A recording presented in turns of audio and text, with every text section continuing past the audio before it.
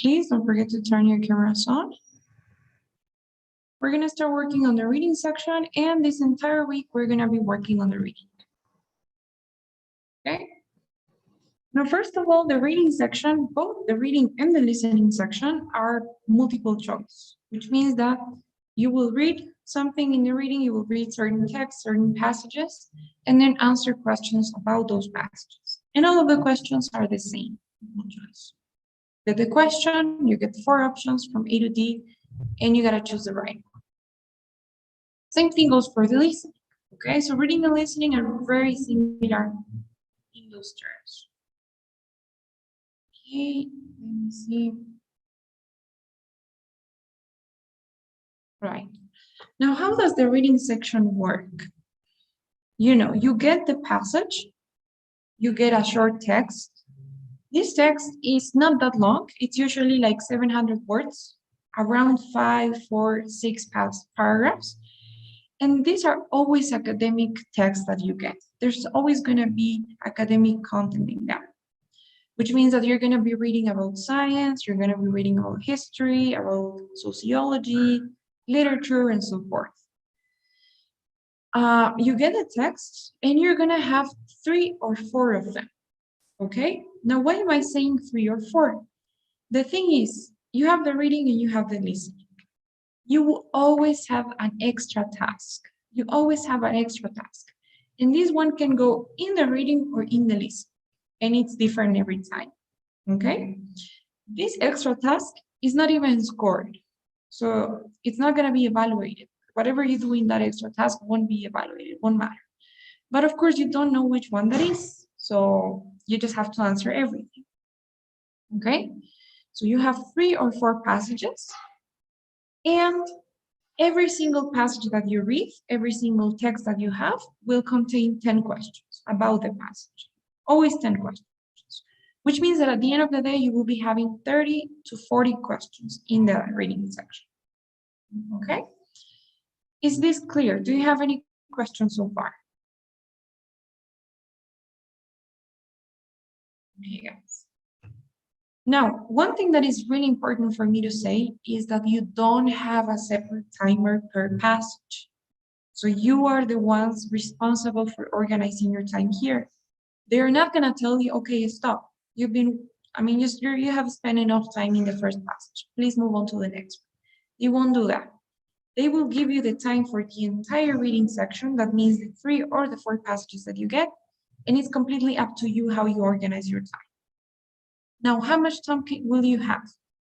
If you have 3 passages, you will have 54 minutes for the 3 passages.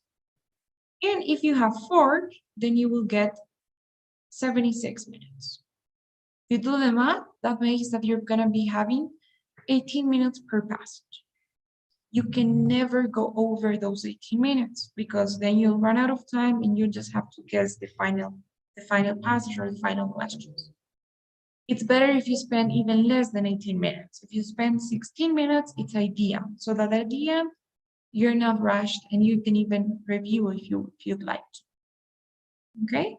But it's completely up to you how you organize. You are the ones that need to be checking your time constantly and making sure that you're not going over the 18 minutes per passage. Is that okay so far? Any questions about that structure? Yes. Now, the best thing we can do here, first, like some tips that I can give you, and I think we were saying this yesterday with some of you guys.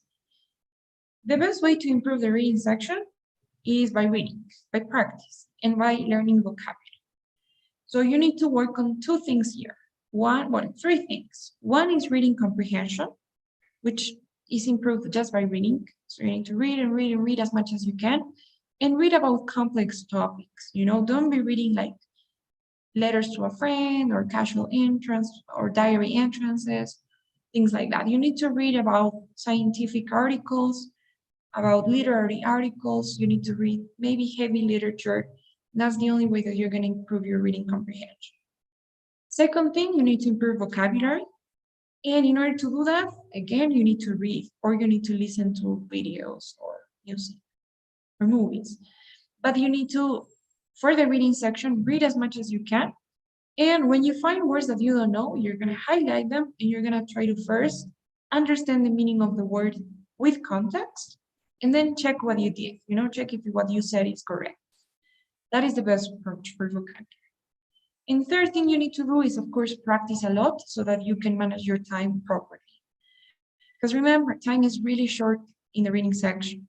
Most students run out of time. It is usually the biggest problem here.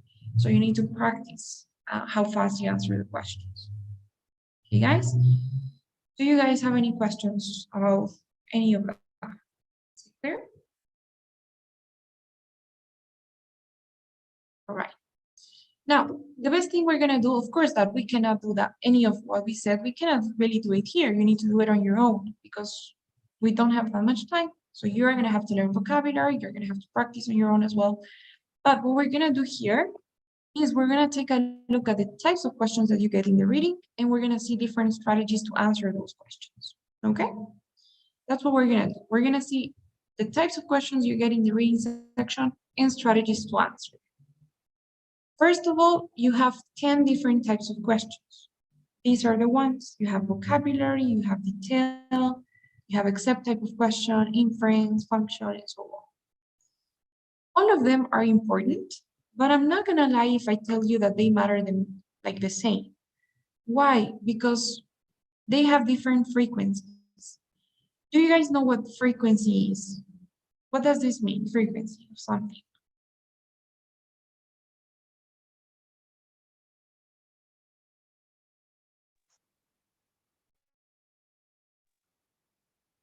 Something that usually happens. Exactly. Yes. So frequency is how often something happens, right? How many times it happens a day, it happens a month, it happens in a specific period of time or in a specific measure. So how many times something is repeated, basically, right? So these are the frequency of the questions, of each type of question. As you can see on this chart, some questions are more frequent than others. For example, vocabulary and detailed questions are the most frequent ones. You're gonna have more vocabulary questions than you do accept or inference or function. You can have from 2 to 5 vocabulary questions, for example, in one passage. Do you remember how many questions we had per passage?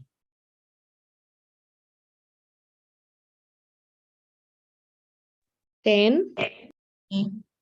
So even if you have 3 vocabulary questions out of 10, that's like almost 33%. That's like almost 1/3 of the entire passage, So it is a lot. That's why you need to, and vocabulary, honestly, the main thing is about vocabulary. Of course, there are some strategies we're gonna cover, but the main thing to answer vocabulary questions is obviously knowing vocabulary. Now, detailed questions have good strategies. We're gonna see them. And they are also really frequent, as you can see here. The other ones, except, inference, and so on, until insert text, all of these, even though they're not so frequent, we're still gonna cover them. And believe me, you're gonna have at least one per passage. Okay, so you usually have one except, one inference, one function, one paraphrase, one reference, one insert text. Okay, so you're gonna see all of these at least once. And summary or category, you always have this question, and it's always the last question. I'm not gonna lie again, and I'm not gonna tell you that it's not important because you don't have many of them. Because the thing is that even though you only have one of these questions, it's worth a little bit more. These questions are worth, let's say, 1 raw point. In summary or category questions are worth 2 or 3 raw points. So they are a little bit heavier, they weigh more than the other ones. Okay? That's just some like an overview of all of the types of questions in terms of their frequency and how important they are. Is this clear so far? Do you have any questions about that?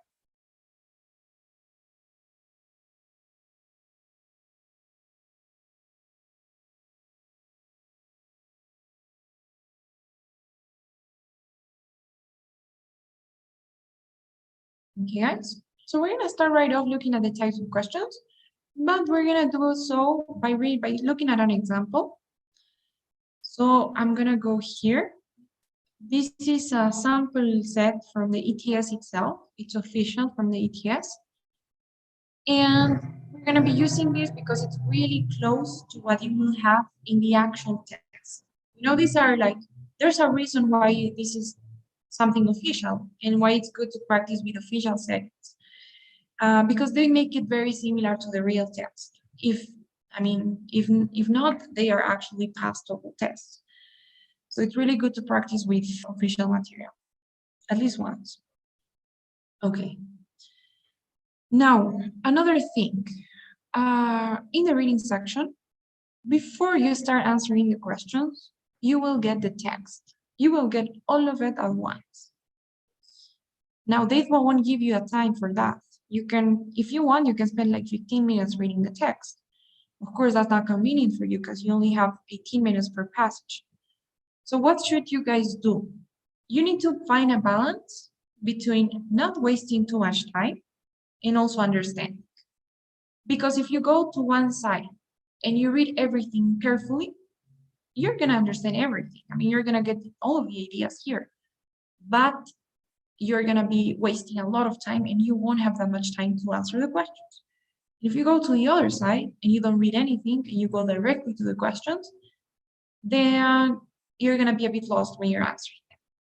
So you need to find a balance between the two. And what we're going to do is we're not going to read everything carefully. We're going to forget about all of the details that you can find here. And we're just going to quickly, at most in 3 minutes, scan this paragraph. When I say scan this passage, sorry, what you guys are going to do is read the title. That'll give you a good idea of what it's about. And read the first sentences, not carefully, but like scanning the first sentences of each paragraph. So you're going to read like the first part of this paragraph, the first sentences of this, the first part of these. Why the first parts? Because usually it's in the first sentences where they tell you what the paragraph is about. So by reading the first sentences, you should already have an idea of what the entire paragraph will be about. And if you don't have that idea, if you're reading the first sentences, and you still don't know what it's about, then you can go farther. You can scan a little bit more. You can maybe go to the last sentence.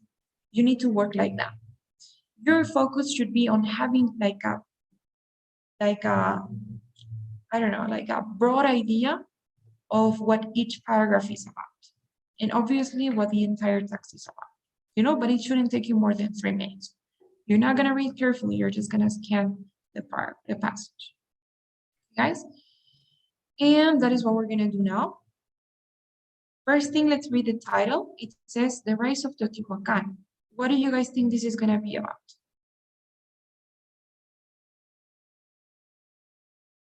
History. History. Great, good guess. Probably history. This is probably Mexican culture. I don't know. What does the word rise means?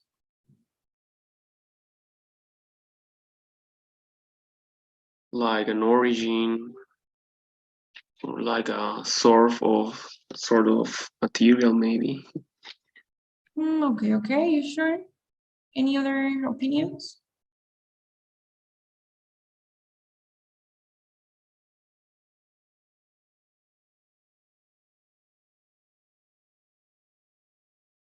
Rise, what does it mean?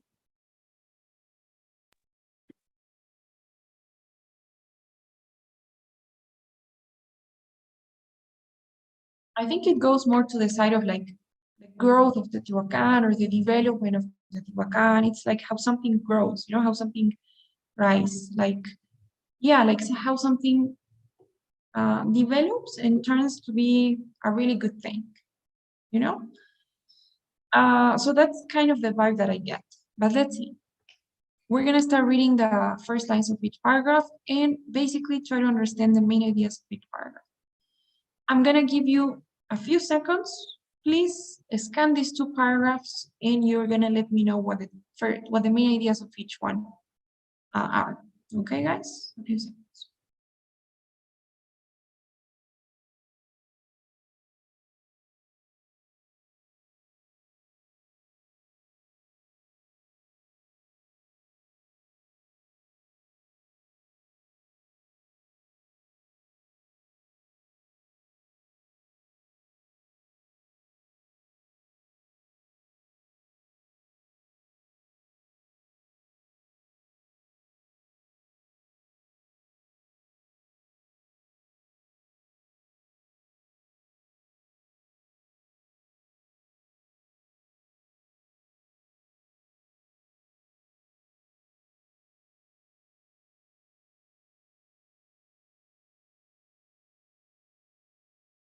Guys, so I hope if you haven't read everything, can you guys tell me what the first paragraph is about?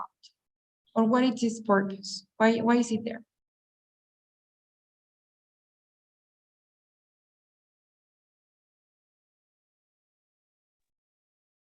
Um,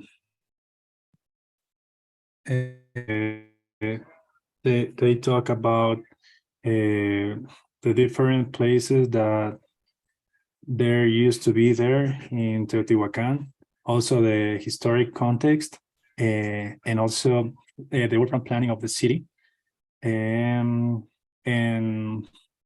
they also mention the religious contact with more parts of Mesoamerica.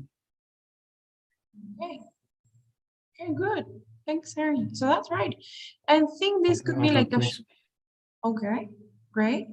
I think this could be like an introduction, right? And as Harry said, they pretty much give context, like where it's located or where it was located in the past. Context about what it is. We already know that it's a city, their population, and basically a bit of everything. You know, it was according like just like by looking at it, we see words like market, industrial, religious. So they're probably talking a bit about everything. Sort of like an introduction. What about the second paragraph? What is it about?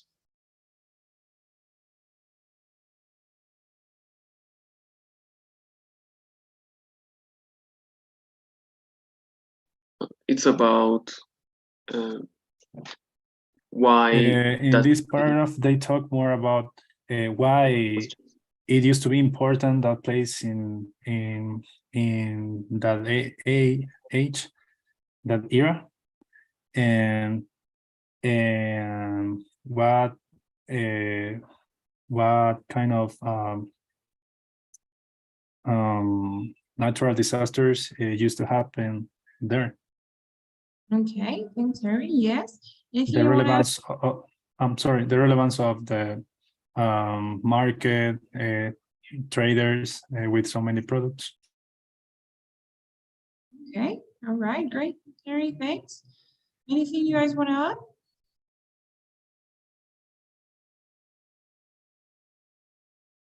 Okay, so yeah, right.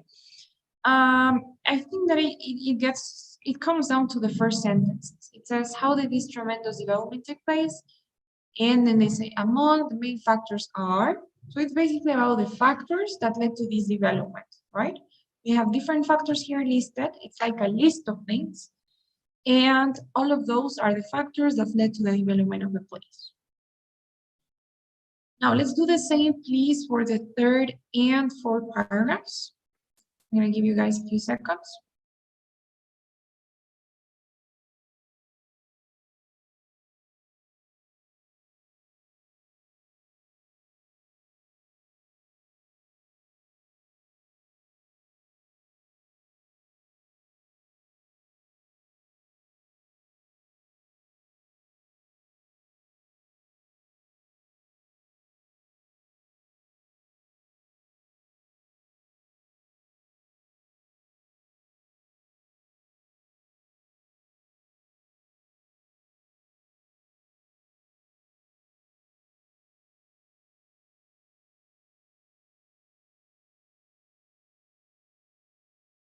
Guys.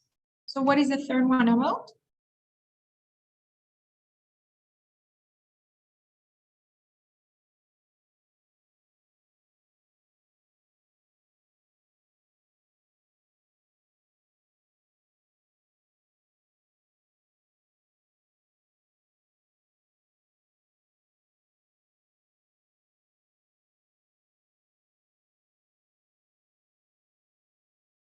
I mean, it focuses on volcanic eruptions, right? It says this last factor, and that last factor, if you remember, was volcanic eruptions. So it focuses on that, volcanic eruptions and how they helped the Teotihuacan's rise. What about the fourth paragraph?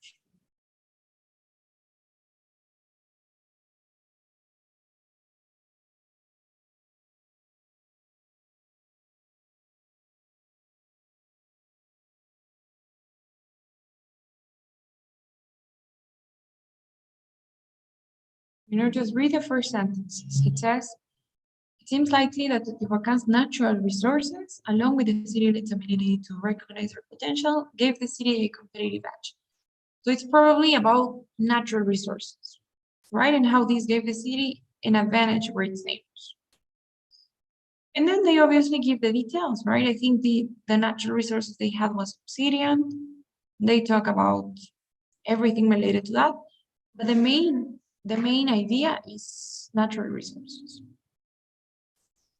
Now, please take a look to, take a moment to read the 5th and 6th paragraphs.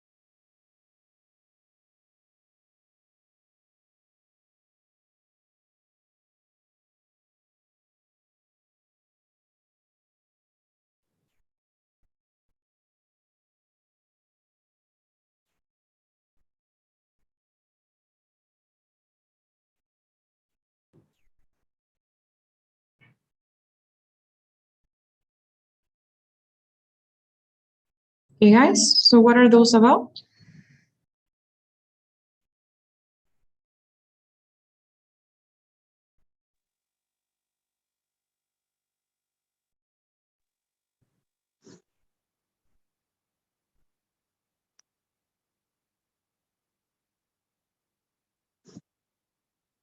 Evelyn, what is the 5th one about?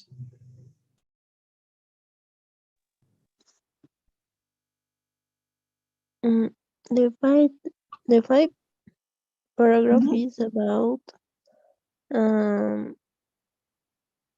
the obsidian.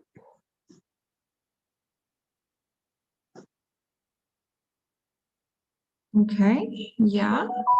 It's about obsidian. It's about trade as well. And basically, it's about their prosperous life, their prosperity. And finally, the last one, paragraph 6.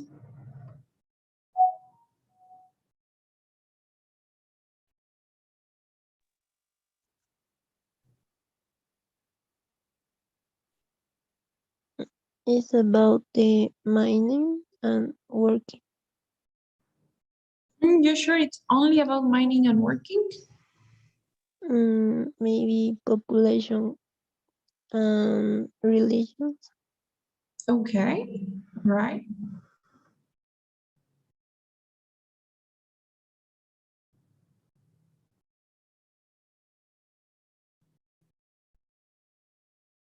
So the last one is a little bit about everything, right? How the relationship between all of those factors, which is natural resources, volcanic eruptions, population growth, trade, so forth, how everything connected with each other. So it's like a summary of everything. Maybe the conclusion, we could say. And we have this clarification that says obsidian is a type of volcanic glass-like rock used for manufacturing tools and ceremonial objects. Okay, that's what obsidian is, if you're wondering. So that's what you guys should do, all right? Please don't ever read word by word because you're gonna run out of time at the end of the day. And don't skip reading either because, well, you're gonna be lost when you're answering your questions. You need to have an idea of at least what the passage is about, and maybe it would be good to have an idea of what each paragraph is about as well. Okay, guys? Any questions about that process?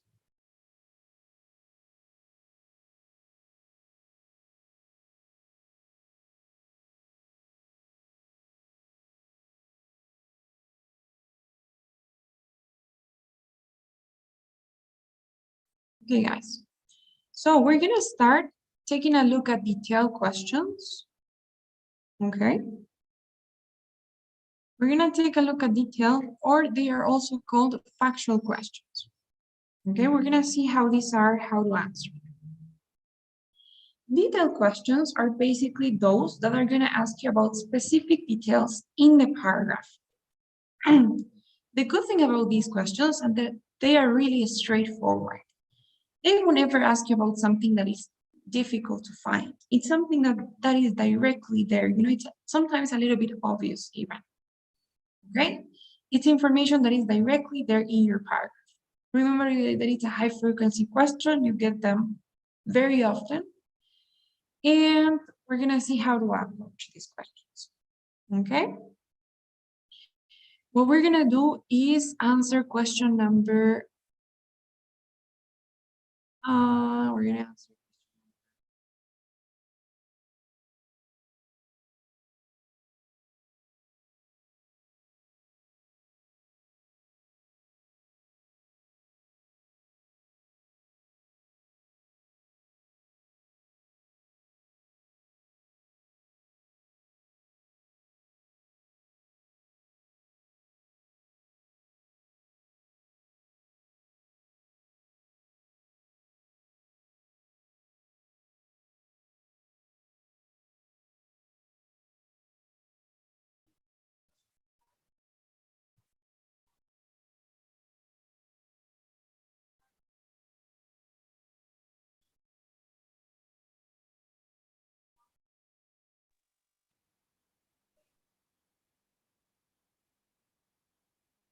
Um, Teacher, I, I, we cannot hear you. Oh, I'm sorry, guys. Can you hear me now? Yes. Okay, sorry. Ricardo, tell me. Nothing, teacher. Okay, probably wasn't same. So we're gonna be answering question number 5, which is the detailed question in the paragraph. Okay, it's here. It's which of the following allowed? So we're gonna be answering that. But I'm gonna use my slides, my presentation, because we have the paragraph and the question in once. So maybe we can have Valentina, could you please read the question? The question and the options, please. Okay. Which of the following allowed Teotihuacan to have a competitive edge over its neighbors? A, oil exploited and readily available commodity. B, the presence of a highly stable elite class. C, knowledge the directly from the Olmecs about the art of tool making, and D, scarce natural resources in nearby areas such as those located in what are now the Guatemalan and Mexican highlands. Okay, guys. So what we're gonna do is I'm gonna give you all 2 minutes to try to find so that you can try to find the answer. Okay, just read the paragraph. Let me know what you think, and then we'll discuss how to actually approach this question. Okay, we'll make a discussion here. So please have 2 minutes to answer the question.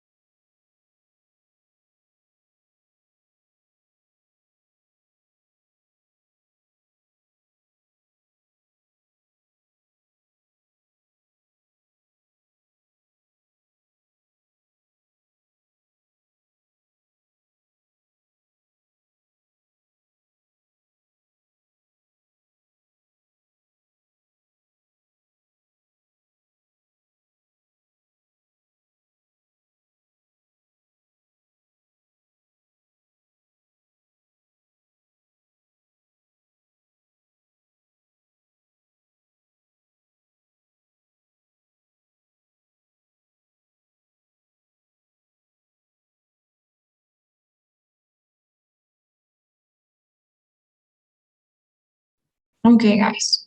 So what do you think the right option is? I think it's A.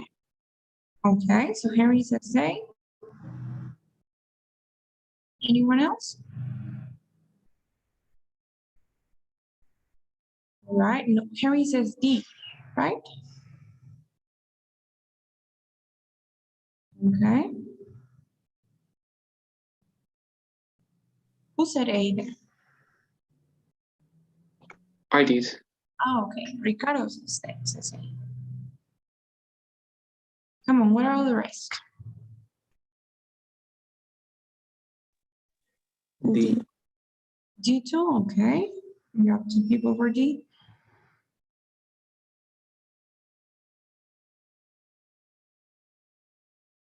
Maybe, Mateo, what would you say?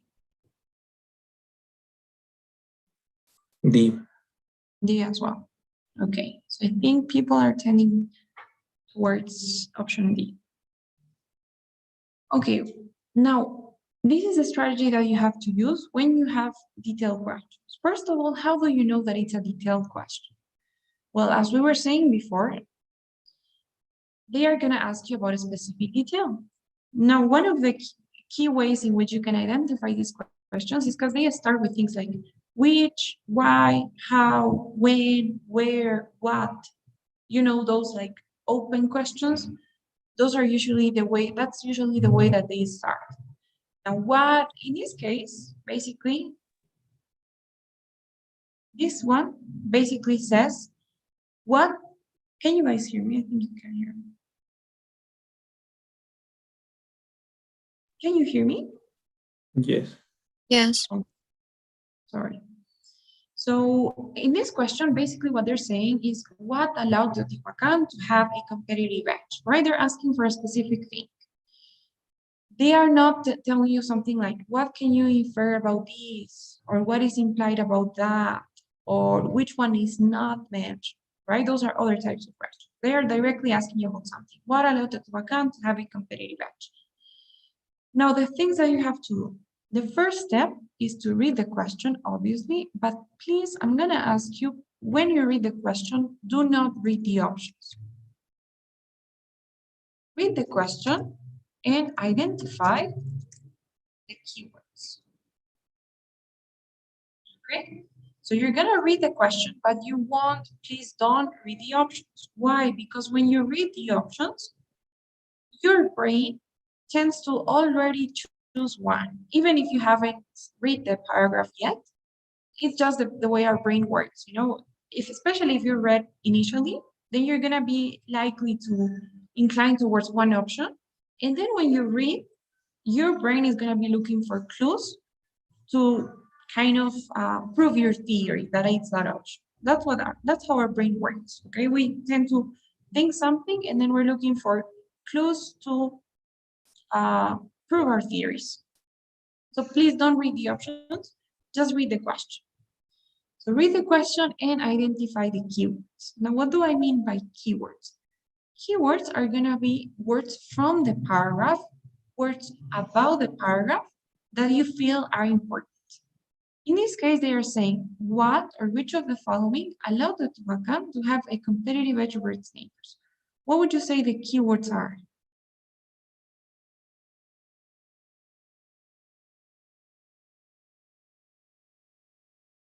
The keyword will be competitive edge over its neighborhoods Great, because it's the same in the paragraph. perfect. It's even a quotation in this one, right? A competitive edge over its neighbors. So those are the keywords. Those are what they're asking about, right? What allowed Teotihuacan to have a competitive edge over its neighbors? Now, once you identify those keywords, you're going to look for them in the paragraph. Now, you need to understand something. It's not always going to be a quotation. You know, like here, you have like a direct quotation. Sometimes you have synonyms. What happens if they don't have a quotation and you have something like, which of the following allowed the Teotihuacan to have an advantage over surrounding cities, right? you can have this. You don't necessarily have to have, say, the same words, but they are still going to be keywords. And what you need to do is look for those keywords in the paragraph or look for their synonyms. So for example, competitive edge is like an advantage. Surrounding cities are neighbors. So you are not finding the same words, but you're finding their synonyms, okay? So that is what you need to do. Identify the keywords and find those keywords or their synonyms in the paragraph. Now, I'm gonna give you one very important tip, and this is what most students, the mistake that most students make. Once you have found those keywords and you are 100% sure that those are the ones, that's what they're asking about, they're asking about a competitive edge over its neighbors, then I guarantee that like 90% or above of the time, the answer is gonna be really close to the keywords. You remember I told you this is a detailed question? So they are never gonna ask you for a summary. You don't necessarily have to read the entire paragraph. And I think that's the mistake that most students make. They read everything and they try to come up with like a summary of the paragraph. They start getting different ideas throughout the paragraph and you lose the focus because they're not asking you about the entire paragraph. They're asking you specifically what gave or what allowed this Teotihuacan to have a competitive edge. So what you need to do is once you have identified the keywords, read the sentence before, the sentence after, and the sentence that contains the keywords. We're gonna read, it says, it seems likely that Teotihuacan's natural resources, along with the city elite's ability to recognize their potential, gave the city a competitive edge over its neighbors. Now you know that the question is asking you what allowed Teotihuacan or the city to have a competitive edge. Do you guys think it's the same? Do you think that giving the city a competitive edge, is it similar enough to allowing the city to have a competitive edge? Can we say those are synonyms? That's what they're asking about? Yes, right? Do you agree with me? Yes, teacher, is the same. Okay, good. So basically they're asking for what gave the city a competitive edge. Now, when they ask you that, and you have something that says, this gave the city a competitive edge, they're asking for the subject of the sentence, right? This is the object. It gave the city the object, but they're asking for the subject. This thing gave the city a competitive edge. What gave the city a competitive edge? That thing, right? So we just need to look at the subject of the sentence. And we're gonna read what comes before. And it says, it seems likely that, like, it is very probable that Teotihuacan's natural resources, along with, that basically means and, right? And the city elite's ability to recognize their potential gave the city a competitive edge over its neighbors. So what gave the city a competitive edge over its neighbors? Their natural resources and the city elite's ability to recognize their potential. That is the direct answer to the question, right? If you had that option, if you had option E, natural resources along with the city elites, blah, blah, blah, then of course you would have to choose that option, right? But do we have that option? We don't, right? We don't have the exact same words. What do we do? Now that we have found the answer, we need to read the options. Now that we know already the answer, we know that what gave the city a competitive edge was natural resources and the city elite's ability to recognize the potential. So now that we know the answer, now we can read the options. So we're gonna read from A to D, and we're gonna look for the closest one to what we already found. You know, you're not gonna find the same words because it would be too easy if you did. So you could, you know, sometimes they take it easy on you, they give you the same words, but in this case we don't. So let's find a synonym or a paraphrase of that. Let's look at option D. It says, scarce natural resources in nearby areas such as those located in what are now the Guatemalan and Mexican highlands. Do you think that we have the answer there? I mean, we are talking about natural resources, great. That is one thing that gave the city a competitive edge, good. We have almost the answer, right? Now what we have to do is check, is it really correct? First thing that I'm noticing is that we're missing one more thing, because it wasn't just the natural resources they had. It was also the ability to recognize their potential. But let's just leave it there for a moment. Besides the fact that we're missing this second thing, in order for this to be the answer, not only should it contain the answer, but it should be correct, right? It has to be the answer and it has to make sense. I mean, everything that is said here has to make sense. So first of all, were those natural resources scarce?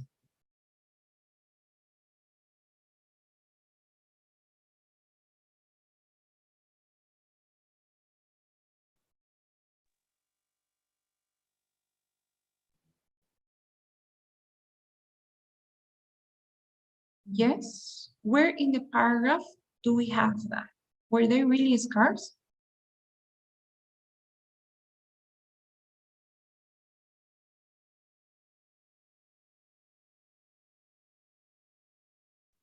No, teacher, the opposite.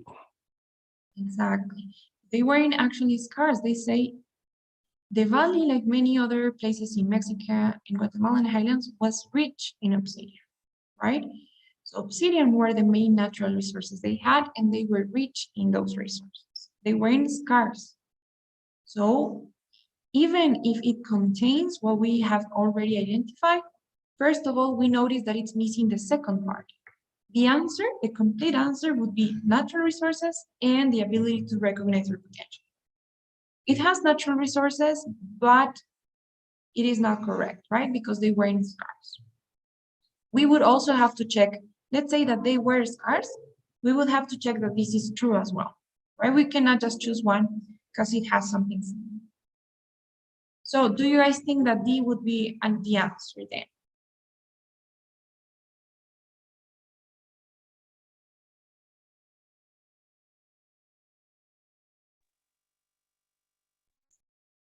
Yes or no?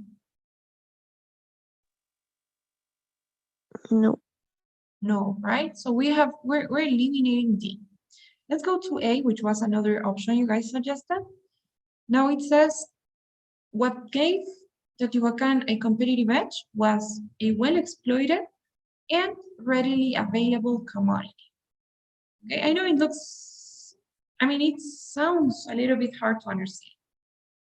So what does this mean? A well-exploited, so something that was well-exploited, that was exploited, that was used in the correct way, and that was readily available, you know? Do you guys know what is commodity? What does this mean?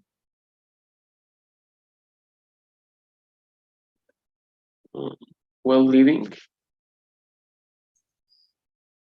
Okay, it's not, I mean, one word, in English, I mean, in all languages, we have what we call like fake friends, right? Like commodity sounds a lot like comodidad in Spanish, but is it?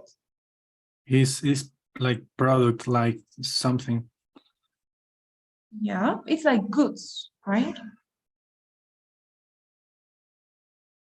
A commodity, the commodity that somebody has is like the goods, the things that we possess, the things that we own. In terms like, in the context of business, it's like products. But in general, commodity is the things that we have, like the goods that we own. It's not necessarily, it's not actually comodidad, okay, although it looks like. And like this is like a parenthesis. I've seen personally that many times you have this in a TOEFL test. It's like, I don't know if it's like, I don't want to say like a trap, but it looks like it, right? Because it's a word that you would think that it means comodidad in Spanish, but it's not. So I've seen this a lot. If you're not totally sure, then don't assume. So commodity is basically a synonym of the word resources. Okay? Is that okay? If you go online, if you check online, then commodity is basically a synonym for the word resources.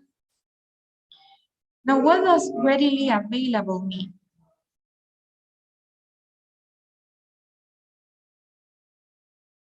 What does readily available mean?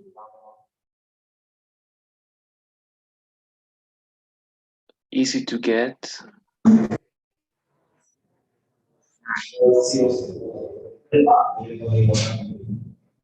Exactly, yes. Readily available means something that is already there, that it's easy to get, that it's available.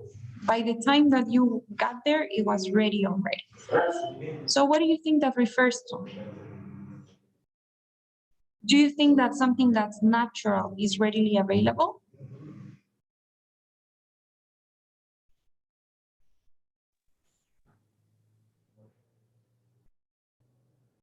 Yes, right? When they say readily available, they are referring to the fact that these resources wasn't something that they created. These goods, what obsidian wasn't something that they created, that they produced, right? It's something that was ready available to use the moment they established in that valley, so it was natural. Those are their natural resources. Readily available commodity is basically natural resources. And well exploited, what do you guys think that means?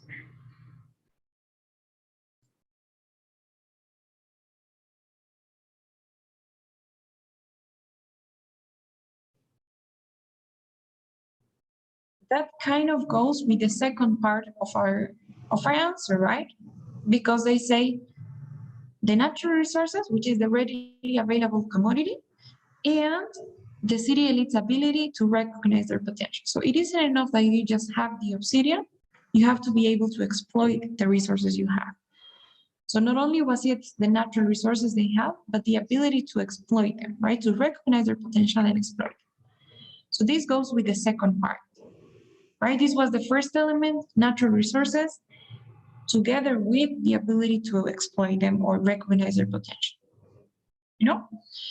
So option A would be the correct one.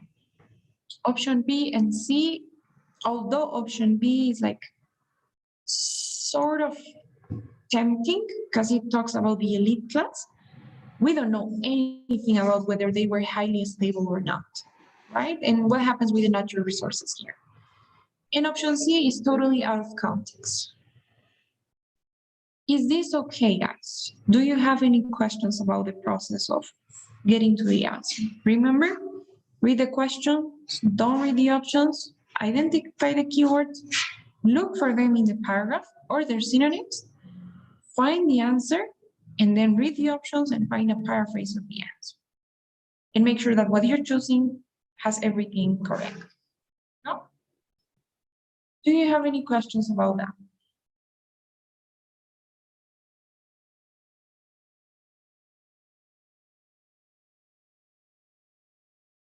Is it clear?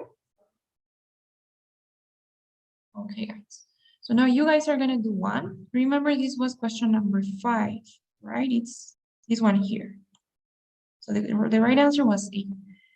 Now we're gonna do question number 6, okay? We're gonna do question 6, which is also a detailed question. And you guys are gonna do it.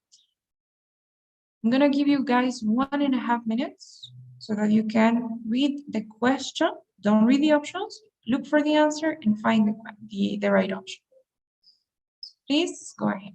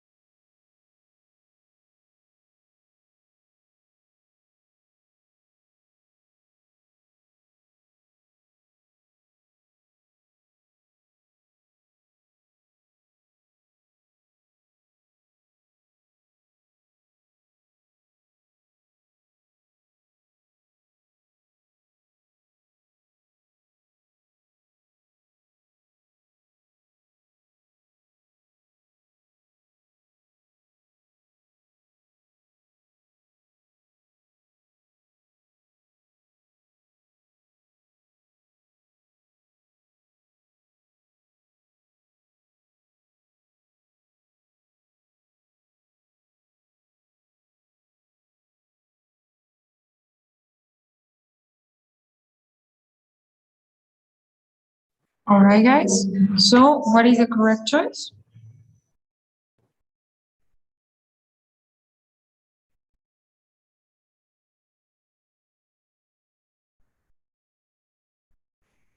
I think it's not here, right? Or is it? Yes, I think it's here. So what is it?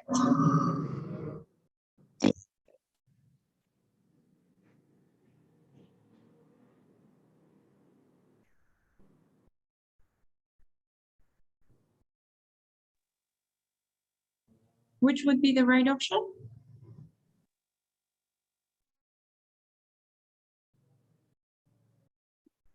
I think it's D. A. Does everyone agree? That's right. Yeah, good job. Well done. So this one was easier because we didn't have such like fancy words to understand. In this case, they say, what has recent research on obsidian tools found at Olmec's sites?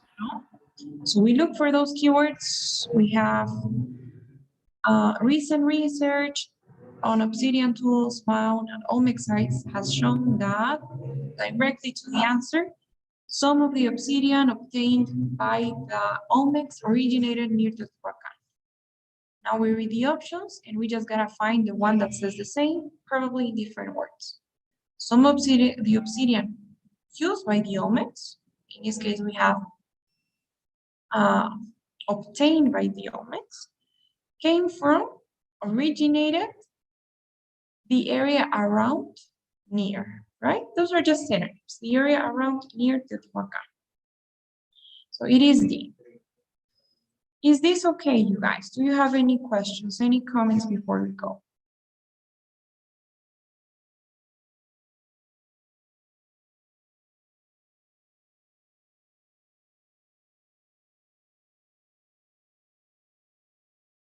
No? Guys, then please, before you leave, don't forget to fill out today's survey. And I'll be seeing you tomorrow, where we'll continue practice.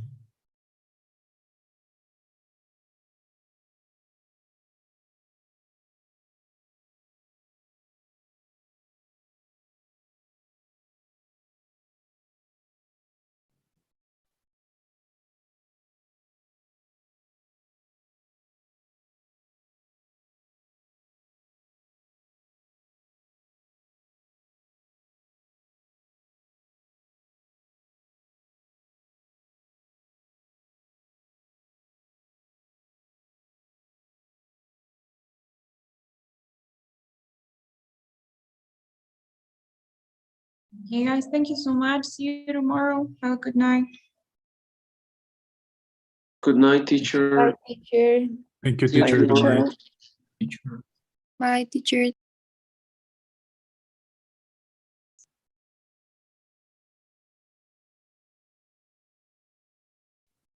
See you tomorrow. Bye bye.